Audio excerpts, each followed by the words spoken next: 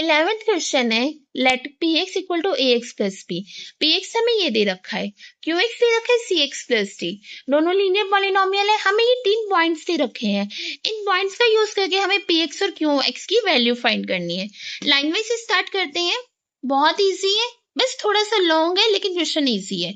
हमें पहले क्या दे रखा है, p x is equal to A x plus b, और दूसरा हमें क्या दे रखा है, q x equal to 6x plus d. First statement है p zero is equal to 5। P zero is equal to 5 का मतलब क्या है कि x की वैल्यू क्या है 5, x की वैल्यू क्या है 0, x की जगह हम 0 पुट करेंगे तो हमें इसे सॉल्व करके आंसर क्या आएगा 5। हम वही करते हैं, x की जगह 0 पुट कर देते हैं। P0 is equal to 5 is equal to A0 plus B। x की जगह हमने 0 पुट कर दिया, ये क्या आ गया हमारा 5 इज इक्वल टू A को 0 से किया 0 plus B, B is equal to 5। यहां से हमारी किसकी वैल्यू आ गई, B की। अगर मैं थर्ड पॉइंट देखती हूँ, थर्ड पॉइंट हमें दे रखा है px plus Q X is equal to 6x plus 4। पहले मैं इस पॉइंट का यूज कर रही हूँ, उसके बाद मैं सेकेंड पॉइंट यूज करके इसे सॉल्व करूंगी। हमें गिवन दे रखा है px plus Q X is equal to 6x plus 4। px कितना है हमारा ax plus b, Q X है हमारा 6x plus D is equal to 6x plus 4।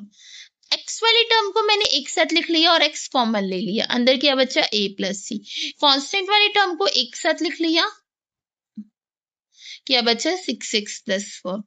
अगर हम देखें तो ये इसमें एक x की टर्म है, इसमें एक x की टर्म है, इसमें एक कांस्टेंट टर्म है, इसमें एक कांस्टेंट टर्म है।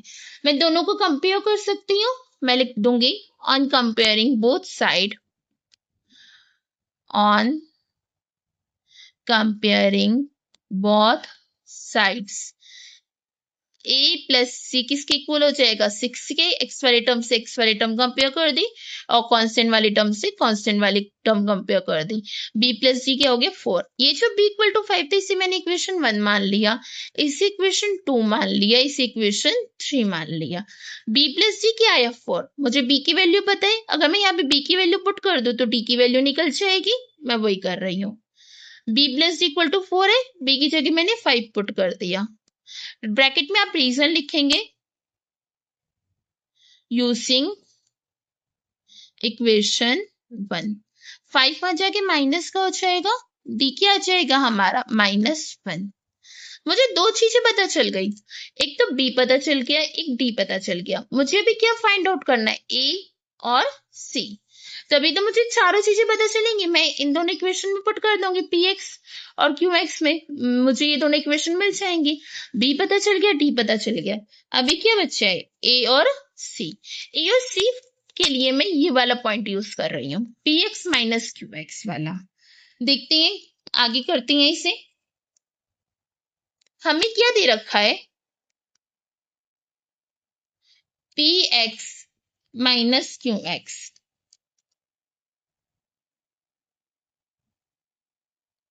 Cuts the X axis at 3 0।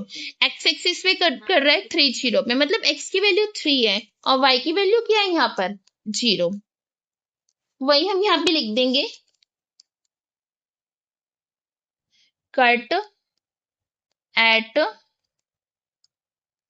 X axis, therefore x equal to 3 y equal to 0। X axis पे कट करेगा तो जो वैल्यू दी होगी वो x की हो जाएगी और y क्या आ जाएगा हमारा 0। हमारा px क्या था ax प्लस b की वैल्यू क्या है 5, qx क्या है हमारा cx प्लस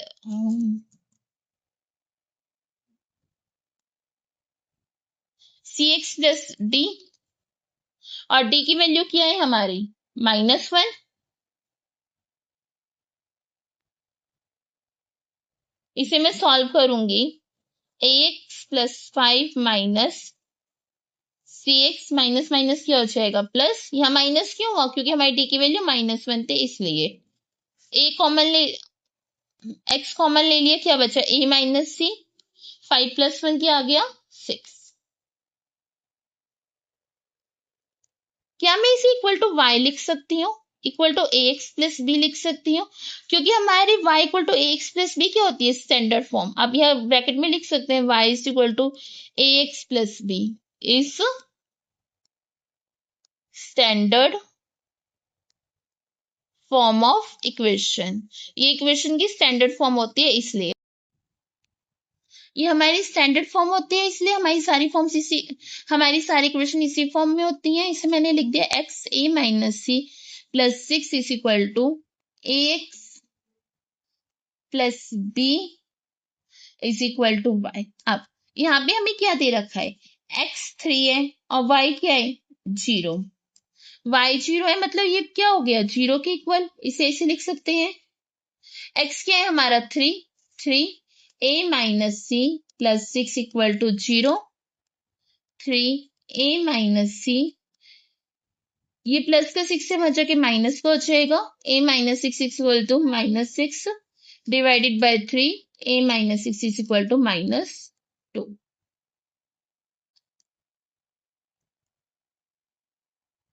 यहां तक मैं इक्वेशन 3 तक मान चुकी हूँ, इसे इक्वेशन 4 मान रही हूँ। और इक्वेशन 2 से हमारा a प्लस 6 इक्वल टू 6 आया था। इस इक्वेशन 2 और 4 को सॉल्व करके हम a और c की वैल्यू निकाल सकते हैं using equation 2 and equation 4। Equation 2 क्या थी, a plus C equal to 6, ये क्या है a minus C equal to -2, minus से minus plus C minus C cut 2 है, ये कितना आ गया 4, a कितना आ गया 2। a की वैल्यू इक्वेशन 4 में पुट कर दो, put the value of a in equation 4, 2 minus c is equal to -2, minus c is equal to -2, -2 minus c is equal to -4, minus से माइनस कट हो जाएगा, c की वैल्यू क्या आ गई 4। हमें क्या बताना था px और qy। px is equal to ax plus b था, a क्या है हमारा 2x, b क्या आया था हमारा सॉल्व करके -1, एक हमारा ये आ गया। qx क्या है cx प्लस d, c क्या है हमारा 4x, d क्या था -1, यहाँ पे b था हमारा, ये रहा b था 5, यहाँ पर हम लिखेंगे +5, d था हमारा -1, तो हमारा एक बन गया px equal to 2x plus 5, qx equal to 4x -1। ये है हमारा इसका आंसर। आई होप आपको ये क्लियर हो, बहुत इजी था, बस थोड़ा सा लॉन्ग था, ज्यादा कुछ नहीं था इसमें। 12th क्वेश्चन ध्यान से देखना, काफी अच्छा और इजी है। Look at the first three stages of a growing pattern of hexagon made using matchstick. Hexagon बनाए गए matchsticks को use करके। A new hexagon get added at every stage which share a side with the last hexagon of the previous stage.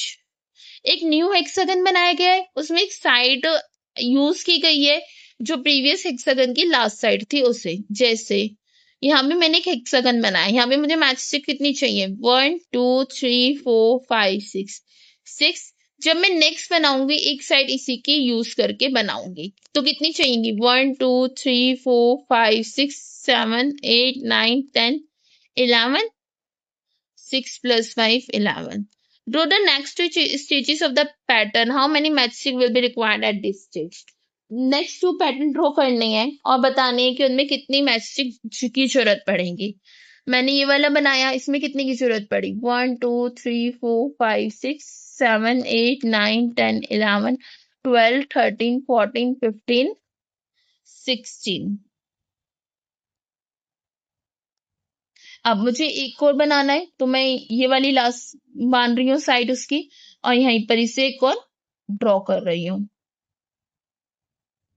ये हो गया, यहाँ पे आप लिख देंगे स्टेज 4 और ड्रॉ कर देंगे। अब मुझे 2 बनाने थे, स्टेज 5 भी मैं यही बना रही हूँ, आप पूरे को दोबारा बनाएंगे, फिर उसके बाद उसमें ऐड करके स्टेज 5 बनाएंगे। मान लो लास्ट साइड ये है, ये हो गई, ये स्टेज 5 के लिए। अगर 4 की बात करें, कितने मैच स्टिक की जरूरत है? यहां तक कितनी हुई थी? 16, 17, 18, 19, 20, 21। कितनी मैच स्टिक चाहिए? 21। और फिफ्थ स्टेज के लिए बात करें, 21 हो गई है, 22, 23, 24, 25, 26। कितनी चाहिए? 26। यदि हम इसमें ऑब्जर्व करें तो हम हर बार कितने ऐड कर रहे हैं? यहाँ पे 6 आए, यहाँ पे 5 आए, यहाँ पे 16 आए, यहाँ पे 21 आए, यहाँ पे 26 आया। हर बार कितना कितना ऐड हो रहा है? 5 5। यस नो, क्योंकि हर बार एक और हेक्सागन बनाने के लिए हमें 5 6 की ज्यादा जरूरत पड़ती है। अब इन्होंने पूछा है how many matchstick will be required at this stage. Stage में कितनी मैस्टिक की रिक्वायर्ड होगी? आप लिखेंगे match required in stage 4 is equal to 21 matchstick required in fifth stage is equal to 21 plus 5 26। First part complete है हमारा। Second part के लिए मैं ये सारे काउंट कर रही थी ताकि आपको क्लियर हो। देखिए अभी हमने क्या देखा था? फर्स्ट में कितनी यूज हुई? 6। सेकेंड में 6 प्लस 5 11। थर्ड में 11 प्लस 5 16। फोर्थ में कितनी हुई? 16 प्लस 5 21। फिफ्थ में अभी हमने देखा था 21 प्लस 5 कितना आया था काउंट करके? 26। हर बार 5 5 एक्स्ट्रा ऐड हो रहा है। अगर हम इस पैटर्न को ऑब्जर्व करें, यहाँ पे 6, यहाँ पे इनिशियल में कितना ऐड किया? 5। और यहाँ पे इनिशियल क्या था हमारा? 6। मैंने कितना एक्स्ट्रा ऐड किया है? 10 एक्स्ट्रा ऐड किया है। 10 एक्स्ट्रा ऐड मतलब मैं इसे 6 प्लस 10 लिख सकती हूँ, तभी तो ये 16 आएगा। ये क्या बनेगा? 6 प्लस 5। ये क्या बनेगा? 6 प्लस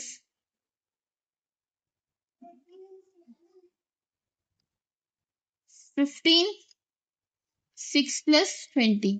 सब किसकी फॉर्म में आ रहे हैं? 5 के में। अगर मैं इसका लीनियर पैटर्न 5 के उससे ही बनाऊं, यहाँ पे मेरा n क्या था? 2। ये नो, तो फिर मैं इसे ये लिख सकती हूँ 5n+1। पैटर्न बनाने के लिए, बस लीनियर पैटर्न के लिए एक फॉर्मूला बनाने के लिए। अगर मैं 5n+1 बनाती हूँ तो यहाँ पे बात करो, n क्या है? 2। 5 इंटू 2 10 प्लस 1 11। अगर मैं फोर्थ वाला चेक करूँ, n क्या है? 4 प्लस 1 5 4 जो 20 20 प्लस 1 ये भी क्या आ गया? 21। और इसका अगर आप इनिशियल को यूज करके बनाना चाहें तो आप ये बना सकते हैं 6 प्लस n-1 इंटू 5। कैसे? 5 का चेक करती हूँ मैं। 6 प्लस 5-1 इंटू 5। क्यों 5 से मल्टीप्लाई किया? हर बार 5 5 बढ़ रहा है और बीच में हमारी टर्म किसकी चेंज हो रही है? उसे n-1 से मल्टीप्लाई करने पर 4 इंटू 5 क्या आ गया? 6 प्लस 20 26। मतलब एन नेट टर्म पे क्या आएगा? ये 6 प्लस n-1 5। इसे लिख सकते हैं 6 प्लस 5n-5 5n प्लस 1। ये हो गया, ये है हमारा एन नेट टर्म का। Find a rule to determine the number of match stick in N stitch. Rule हमने अभी फाइंड आउट किया था। रूल के लिए हम यही लिखेंगे 6 plus n-1 into 5 6 plus 5n-5। ये आ गया हमारा 5n+1। ये इसका आंसर है। How many matchstick will be required for 15 stage of pattern. 15 stage pattern के लिए कितनी मैस्टिक यूज चाहिए? जरूरत पड़ेगी for 15 stage of pattern matchsticks required is equal to 5n+1 5 into 15 plus 1 75 plus 1 76। 15 stage के लिए हमें कितने मैच स्टिक की जरूरत पड़ेगी? 76 मैच स्टिक की। फिफ्थ पूछा है, can 200 match stick for a stage in the pattern justify your answer. क्या 200 मैच स्टिक जो है इस स्टेज की पैटर्न बना सकती है या नहीं, मतलब हमें इसमें टोटल वैल्यू दी गई है 200 की, हम इसे 200 के इक्वल पुट कर देंगे। यदि हमारी n की वैल्यू एक नेचुरल नंबर आई तो बना सकते हैं, अगर नहीं आई तो नहीं बना सकते। इसे सॉल्व करेंगे, क्या आएगा, 194 is equal to n minus one into 5 यहाँ जाके डिवाइड में होगा, जब इसे डिवाइड करेंगे तो ये वैल्यू हमारी नेचुरल नंबर नहीं आएगी, ये पॉइंट में आएगी। तो हम लिखेंगे a whole number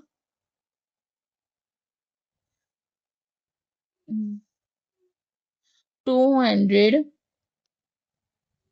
matchsticks can't be formed।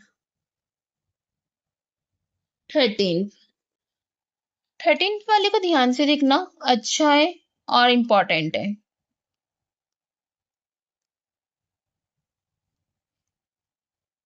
Late px equal to ये qx equal to two linear polynomial दे रखे हैं, px ही रहा qx ही रहा, 3 पॉइंट्स दे रखे हैं, इनका यूज करके हमें px और qx की वैल्यू फाइंड आउट करनी है। अभी हमने पहले भी कैसे क्वेश्चन किया था, उसी की तरह हम इसे सॉल्व करेंगे। जो हमें दे रखा है हम वो लिख लेंगे, px equal to ax plus b, और क्या दे रखा है qx equal to 6x plus c। हमारी स्टैंडर्ड फॉर्म ऑफ इक्वेशन क्या होती है, y equal to ax plus b। First दे रखा है हमें the graph of px passes through the point, इस पॉइंट से पास हो रहे हैं, ये इस पॉइंट से पास हो रहे हैं, मतलब पॉइंट क्या है 2 3, पॉइंट 2 3 है, तो यहाँ पे x क्या हो गया 2, y क्या हो गया 3। स्टैंडर्ड फॉर्म ऑफ इक्वेशन में हमने इसे पुट कर दिया तो ये आ गया।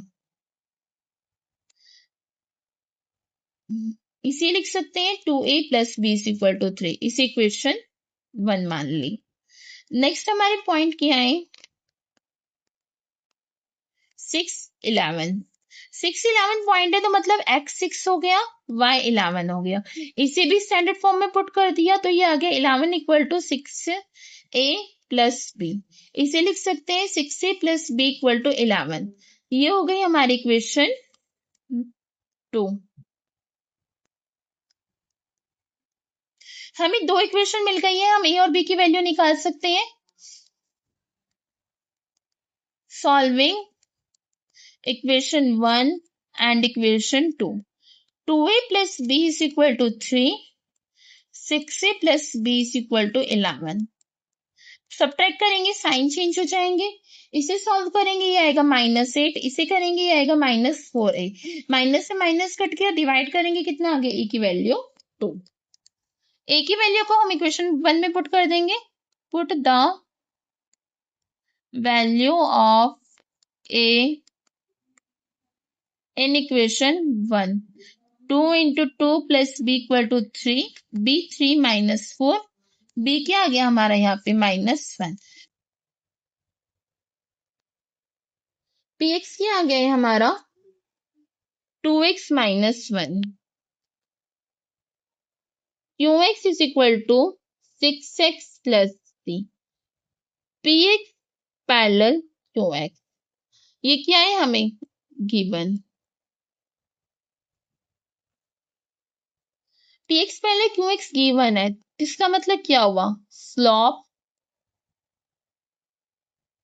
मस्ट बी इक्वल, दोनों के स्लॉप क्या होंगे equal, y is equal to 2x minus 1, a is equal to 2, slope क्या आ गया 2।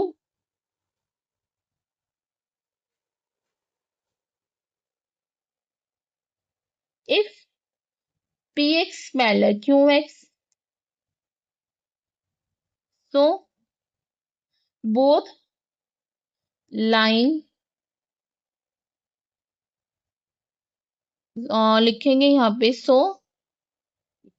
slope of both lines are equal, slope is equal है तो इसका मतलब क्या हुआ, c क्या आ गया हमारा 2, क्यू एक्स क्या हो गया हमारा, क्यू एक्स क्या है 6x प्लस डी, ये आ गया हमारा 2x+d।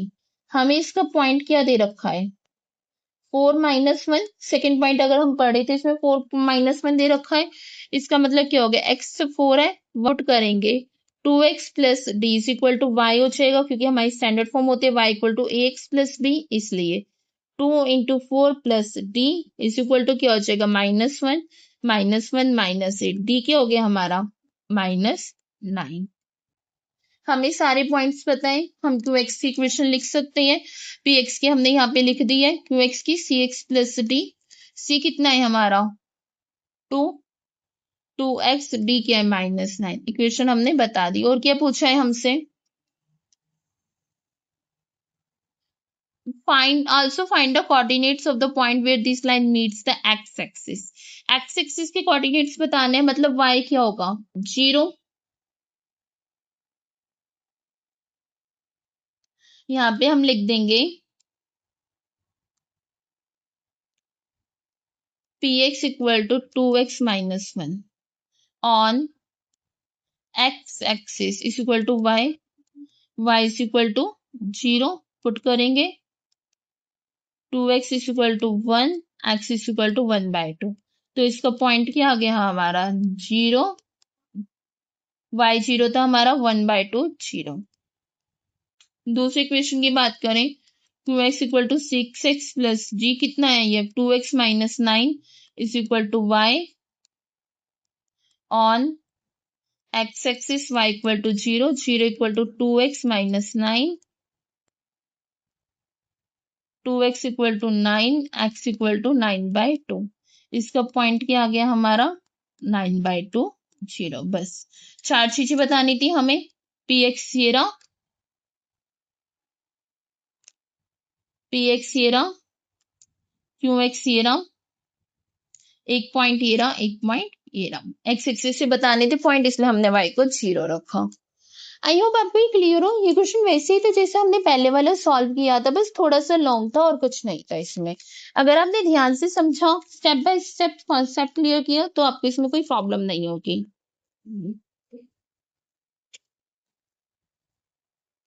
14th और इस चैप्टर का last question, what do all linear function of the form. यदि सारे लीनियर फंक्शन इस फॉर्म में हो तो उनमें क्या कॉमन होगा, हमसे ये पूछा है। बहुत ही अच्छा और इजी क्वेश्चन है, देखते हैं।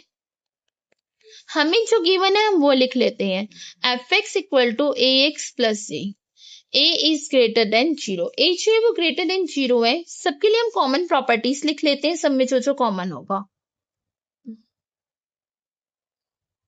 कॉमन प्रॉपर्टीज, पहला एक्स प्लस ए की फॉर्म में हमारी स्टैंडर्ड फॉर्म होती है y equal to X plus B. यदि हम उससे कंपेयर करेंगे तो हमारा स्लॉप क्या आएगा a। ये जो है हमारा ये स्लॉप कहलाता है।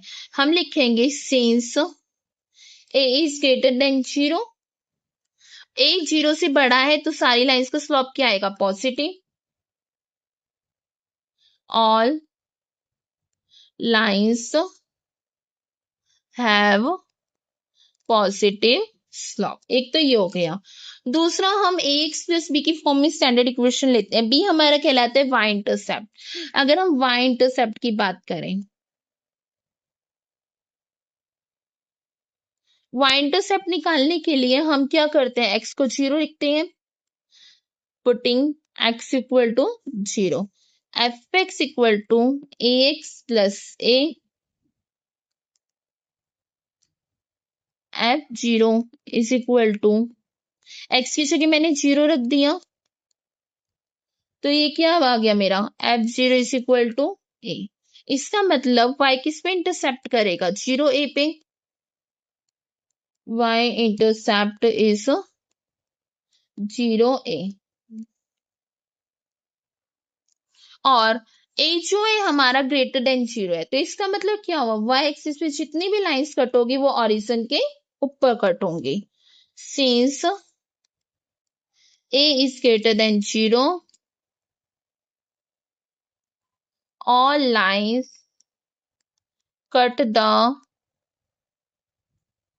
y axis above the origin. इसमें थर्ड पॉइंट हम ऐसे लिख सकते हैं जैसे हमने y इंटरसेप्ट का किया है, x इंटरसेप्ट का लिख सकते हैं। अगर x इंटरसेप्ट की बात करेंगे तो y क्या होगा हमारा 0, y is equal to A x plus A, 0 is equal to A x plus A X is equal to minus A, X क्या आ गया -1। So x intercept is -1 0।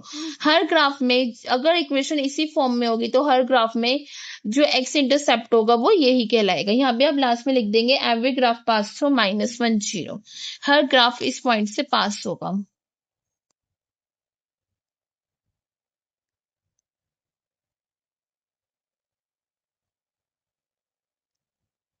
-1 0।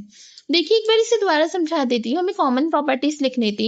हमें एफ एक्स दिया हुआ था, पहले हमने स्लॉप बता दिया, स्लॉप सबका ए होगा, ए ग्रेटर देन 0 है मतलब पॉजिटिव होगा।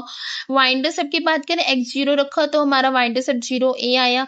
ए ग्रेटर देन 0 है तो जितनी भी लाइंस हमारी कट होंगी वो ऑरिजिन के अबव होंगी। और एक्स इंटरसेप्ट की बात करें, एक्स इंटरसेप्ट हमारा -1 0 है मतलब सारे ग्राफ इस पॉइंट से पास होंगे। आई होप आपको ये क्लियर हो। नेक्स्ट क्लास में हम थर्ड चैप्टर स्टार्ट करेंगे। ऐसी वीडियो के लिए चैनल को सब्सक्राइब करें, वीडियो को लाइक करें, अपने दोस्तों के साथ शेयर करें। Thank you for watching.